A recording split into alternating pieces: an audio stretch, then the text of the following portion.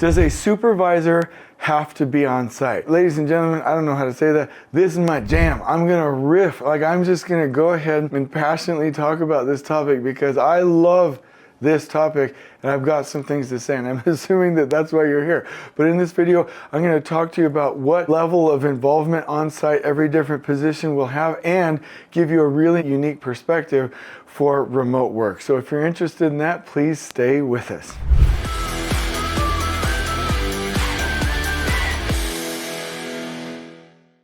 So I'm just going to dive right in and start to answer some questions. So I got my computer right in front of me.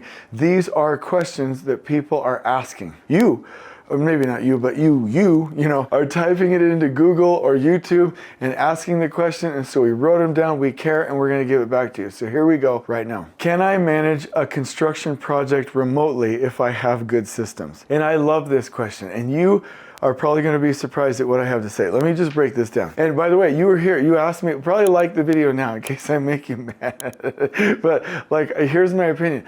If you're a lead person or a foreman, please don't go to Home Depot. Please don't be off site. Please don't be away from your crew unless you are doing a pull plan, a coordination meeting with the job site team, doing look ahead planning, weekly work planning, or day planning. I need a safety, quality, and leadership presence in the field, and everybody does, and you need it as well. So you are preparing the work for your crew and helping them finish and transition to the next zone, but you are with the crew. Field engineers and assistant superintendents, the same advice. I really want you on site. Please don't escape and go to Home Depot. Please don't leave the site too much. Please don't be away. Unless it's for training, or your doctor's appointments, or for your family, or for times where you are scheduled to be with your basically personal time and with your personal circumstances. I want you to have a balance. I want you to go to doctor's appointments, and I want you to make sure that you have a balance. But when you're supposed to be covering the site, it's a safety, quality, and leadership presence in the field.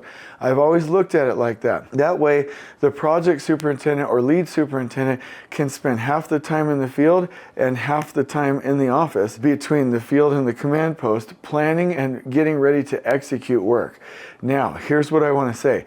When you get to senior superintendent levels or general superintendent levels, there will be a day where you can set up a general superintendent's office, and some of you will disagree with me, but I'm telling you that we are experimenting with this at Elevate right now, and it's working wonderfully, where you can have key positions with, instead of just a boring office, a command center with screens and with real-time data and 360 cameras and some service like drone deploy on your site with the right visual planning systems and the right meetings, where that level of influence can be felt from a remote perspective.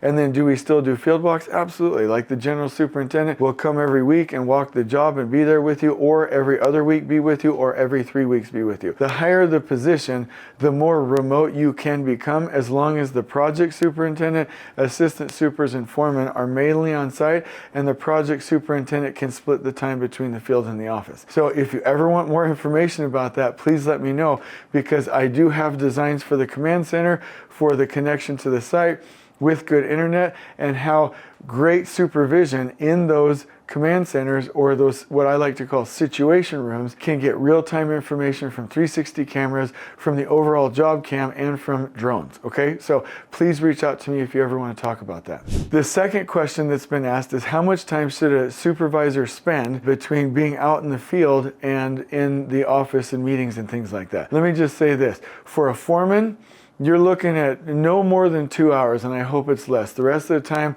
out doing the thing, preparing, grabbing materials, bringing information to the crews. For an assistant superintendent and a field engineer, you're outside 3/4 of the day. The other quarter can be doing planning inside the office, lift drawings for the field engineers, stuff like that. The project superintendent, it's at least 40 field, 60 office, and some people might be like, Jason, I don't agree with that. Oh, this is such a good way to look at it. The project superintendent is queuing up from a long-term basis, long-term habits, work to feed to the assistant superintendents and the foreman. Not command and control feed, but prepare support feed. Then the assistant superintendents and the foreman get it, and they go execute it. Most of the time is in the field.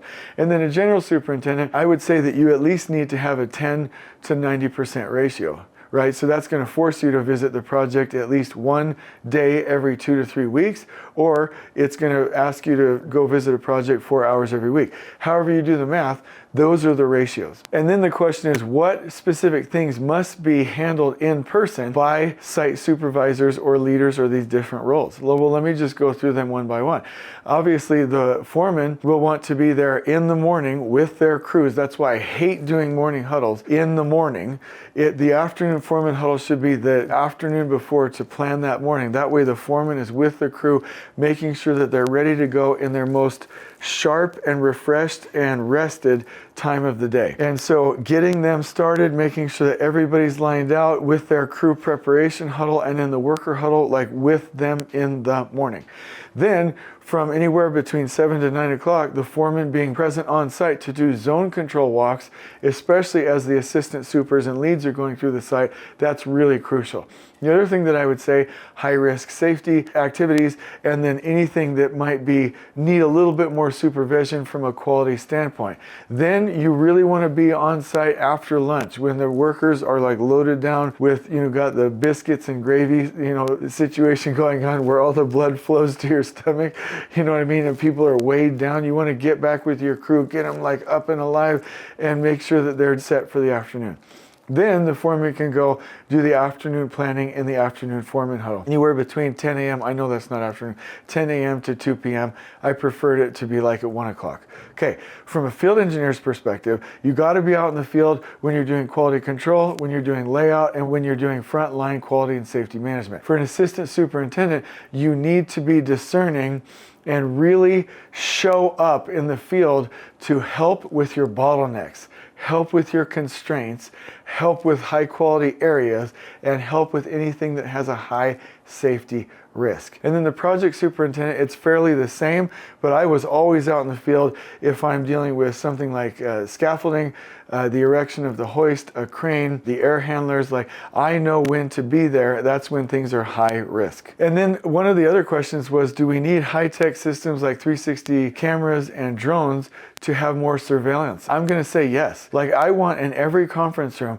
I want the conference room with 2 screens, the team boards, large axonometric expanded 3D views of the site for roadblock identification and removal, the screens to show our production plans, and on the right, the remainder of our information for the site. And then I want another room where all of the executives sit in an open office that has the screens, and it's basically your situation room. You have your 360 camera access, you have the overall job site cam, you have cameras at the entryway, you have your drone footage available to access, your macro level TAC plan, your zone maps, all of your KPIs, so that you go do the same amount of field walks. I'm not saying reduce that, but when you're in the office, you have full visibility and you have radio communication. So the answer is yes. And then the last question was, what happens when a supervisor leaves the site? And here's the golden answer. If a supervisor is going to leave the site, you have to make sure somebody's on site that has safety training, is a competent person, knows the emergency response procedures, and can cover you with a safety presence in the field. And then that's why I encourage coverage schedules on that team board that I'm talking to you about, because there's always somebody on site from a safety presence in the field standpoint. So these are the questions that we've been asked. I am just delighted to answer, and I hope you appreciate that perspective. Where we're going with this industry is going to be so cool, so fun, and so interesting. And I hope you've enjoyed it and that you will engage with the comments. And I'll see you on the next one. On we go.